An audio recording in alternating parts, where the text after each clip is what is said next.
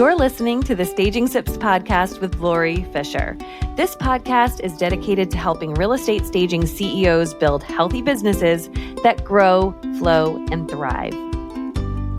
Hello, everybody. Welcome back to the podcast. I am so happy to be with you for another week. I know I sound like a broken record, but it's true. So this week I'm going a little off script. I had planned to do more on systems, but I wanted to jump in and give you some thoughts on, things that I've been thinking about as I'm reading posts in our Facebook groups for the real estate staging industry. So at the time of this recording, it is spring in the United States, and that means that a lot of us are really excited because we might have come out of a quieter period of time over the winter months and looking forward to our appointment schedule picking up. And what is happening in the Facebook group is I have seen several people posting, just querying the group, asking who's busy right now, who's not.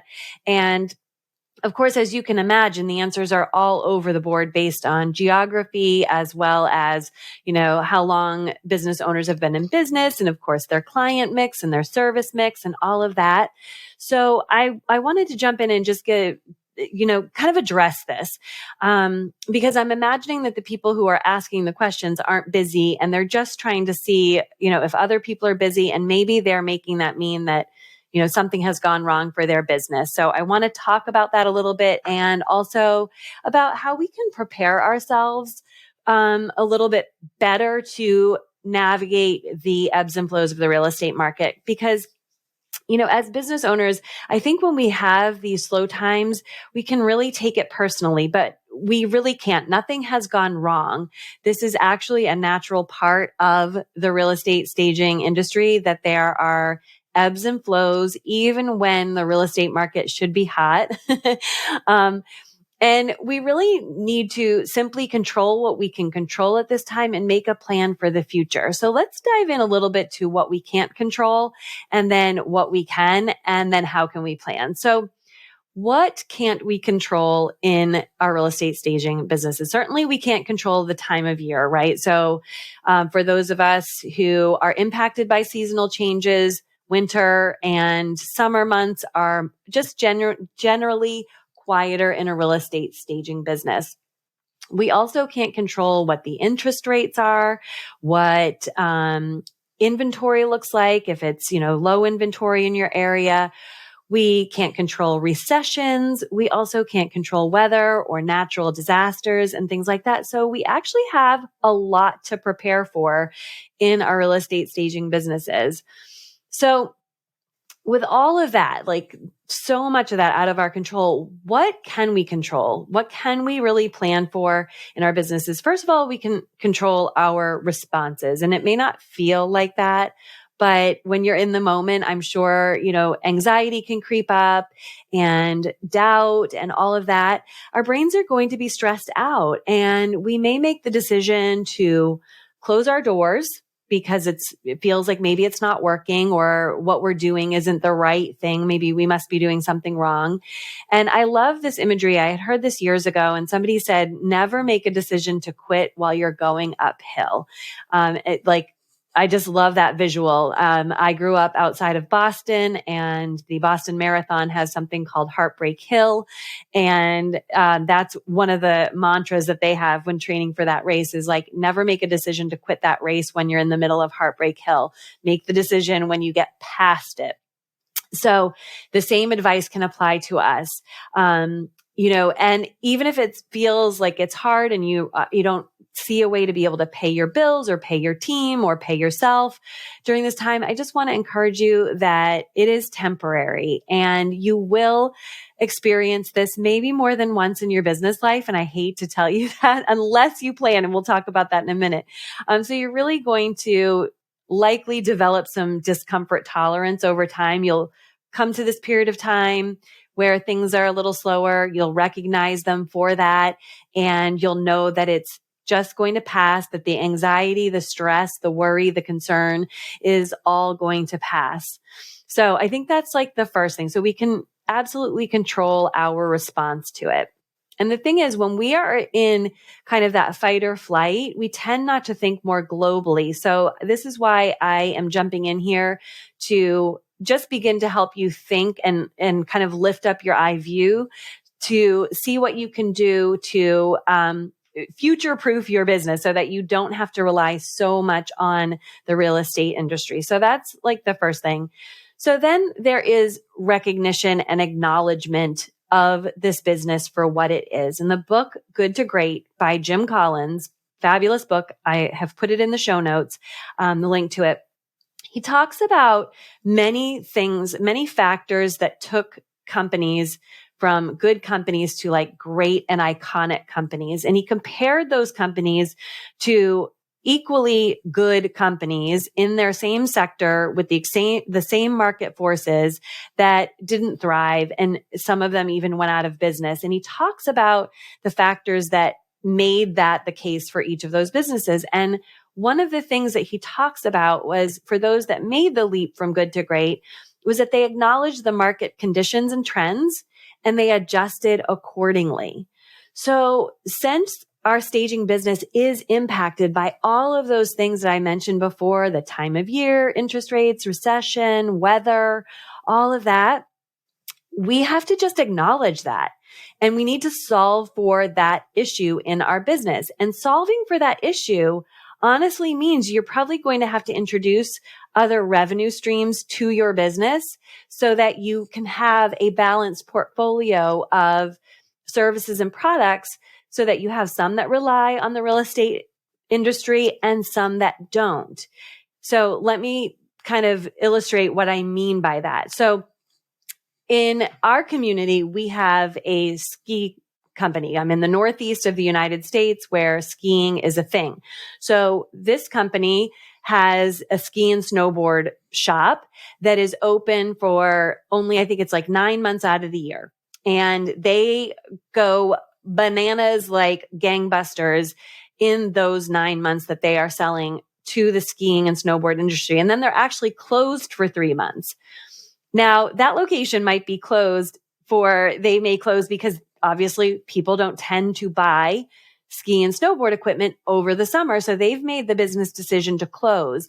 And one of the things that I do know about this store is that it's like a boutique experience. You're paying more for what you're buying, for the goods and services that you're buying during those 9 months that they're open. Part of that, I am sure, is strategically to have cash flow in order to, if they have to pay rent for those 3 months or any inventory or any staff involved, even still to run the back end of the business in the off season, or maybe they just shut it down so that they don't have any overhead and then they open back up. They furlough off their employees or something like that. The other thing that they could be doing is we are located near the shore. They could have, they could decide in those, summer months or just before the summer, spring, to start selling, surf and water skiing, like aquatic kinds of products if they wanted to do that. There are several businesses that do that. In fact, while we're talking about skiing, ski mountains do that, right? They have their skiing in the winter, and then in the summer months, they have maybe mountain biking, or they open up for festivals or, a whole host of things. They could have summer activities, water parks associated with them or something like that. And they do this because they have to adjust to the seasonality of their business to have revenue throughout the year. We can do the same thing. We can diversify our revenue streams. So, and I think it's important. And I feel like it's something we don't talk about and address enough in the real estate staging industry as a whole. So part of the reason that you'll see kind of leaders in the industry teaching things like e-design is for exactly this reason, or staging or designing short-term Airbnb rentals, because that is a diversification of services that's not dependent on all of these market forces related to real estate. So let's dive into some of the ways that you can begin to diversify your portfolio of products. And maybe it won't help you while you're in this slow period right now. It might help you 6 months, a year from now, but at least you can be thinking about it and starting to get things in the planning process and start marketing for some of these And I would say start with a couple just to see what you like doing. If this is your first time diversifying your revenue stream, and just see what sticks, see what entices your community to work with you in the off season. So you could do consultations are a great, way to do this. They're easy to run and conduct, and really, profitability is high on them, and they really take your time. So, color consultations are a great one. People love to pay for people to pick their paint for them. It's a huge pain point. It's a really easy one to implement. You can do finish selections, where you work with investors or spec builders or custom builders to help with finish selections. A lot of times custom builders have their own internal design, services, but maybe somebody new starting out does not, and they would love that kind of help. You can help with space planning and layouts. One of the things our team is doing is we're doing a service where we almost conduct it just like our styling evaluation, which is our version of a consultation for selling. But we do this where we work with the homeowner to help them identify, almost like interior arranging, what is the best use of the things they already own. And we can help them decide that, plan that, map it out, and then implement it for them, or they can implement it themselves. Obviously, there's full service interior design that you can incorporate. A good project can carry you for a year or more, bringing revenue into your business at all times of year. Again, I mentioned eDesign. And nowadays there are sites like Side Door that can help you curate collections and add a markup for your clients, and they can buy the products on their own. So you're not having to be in their zip code or have to do any of the ordering, but you can also make an additional revenue stream on selling products, right? You can also add those collections to your website. So you can be selling, you can have a shop on your website or a Shopify spot or like to know it page or Amazon store. There's like lots of ways that you can have an e-retail kind of site or e-commerce. Again, working with investors, builders, developers, a lot of times they aren't based on strictly working around the real estate market. You can partner with interior designers and builders to help them style their spaces for when they're having a project finished and they want to have it photographed. I know as doing an interior design project myself, by the time I get to styling it, I'm exhausted and I just love somebody else to do it. That's a great way to market your services. So you could do photo styling for builders, for example. They need great pictures for their websites all the time now. Again, I mentioned Airbnb styling. You could use this even if you have inventory, if you carry the big things and you feel like you have a decent quality of furniture and you're willing to replace it rather than doing all of the legwork of buying all new for a client with a timeline. Maybe you put in existing inventory that you have, and then you backfill your own inventory so that, it's like you can figure out how to do that. You can do that in a lot of different ways. You could partner with like executive housing communities where they need to furnish and style executive units or executive housing. Really great way to not have to really be tied to the real estate market. You can rent furniture. If you have a warehouse of things, maybe you decide that you are a furniture, home furnishings rental company that offers home staging services. So you could rent out to homeowners who want to do the installation and the work themselves. I mean, it's like we can think really big when it comes to stuff like this. You can partner with assisted living communities to assist their residents in the downsizing and how to decide what they can fit in their new apartment or the new assisted living housing. I've done that many times and it's super rewarding. And you can create and sell digital products that doesn't take any more of your time once you've created it, and then you can sell that. So there's so many things that you can be thinking about that aren't dependent upon the real estate market. Again, I would encourage you to start with just a couple, because anything that you're going to start, you're going to need an infrastructure behind it and you'll need to market it. So you don't want to spread yourself thin by saying, oh, I'll do all of those. But I would choose one and start really putting share of voice to it, which means just talking about it a lot out on social media, in email, to the people in your community, the people you network with. Let them know that that service is available. So that's one thing that you can be planning for is revenue streams, diversifying your revenue streams. Then there's reserves. So what do I mean by reserves? What you can do is you should be doing this already, but if you're not, no shame at all. I didn't know I was supposed to do this either until I worked with somebody who does profit first bookkeeping. But what you want to do is you want to make sure that you're charging enough, not only to have profit, but to be able to set aside a percentage of every dollar that you make, set aside a percentage in a cash reserve fund that is, it's a fund that you don't really see. It's it could be even at a different banking institution that you just don't check in on often, but a cash reserve so that you are accumulating funds that can help you float yourself through quieter times, which will help you feel more secure if you haven't quite established some of these other revenue streams, or at least a revenue stream or two that can get you through those non-real estate kind of churning months.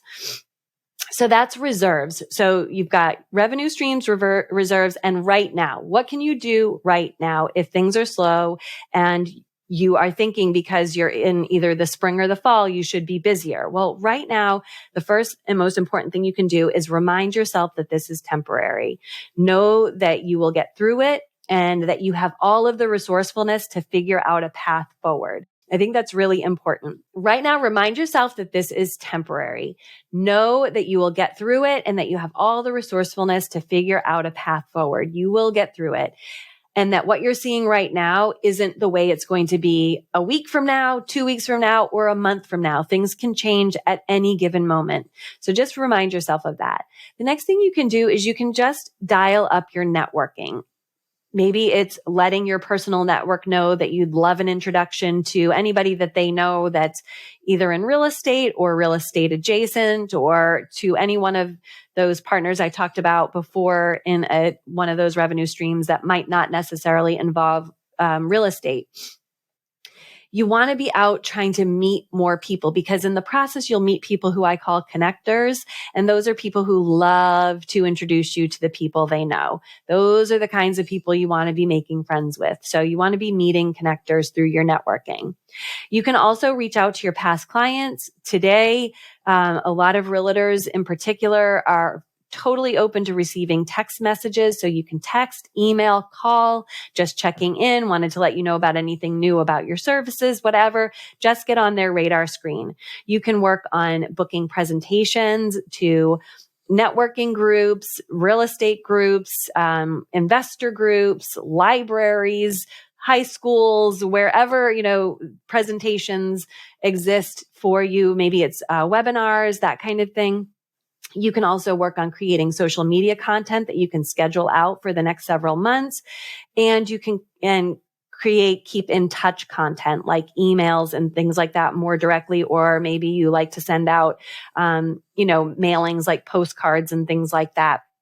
So just get yourself in the space of reminding yourself that it's not going to last forever, but take some action step to make yourself more visible, increase your visibility right now. So I know that was like a big sip.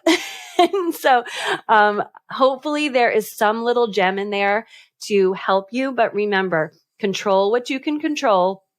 Don't worry about the rest. But what we can control is our response and our recognition.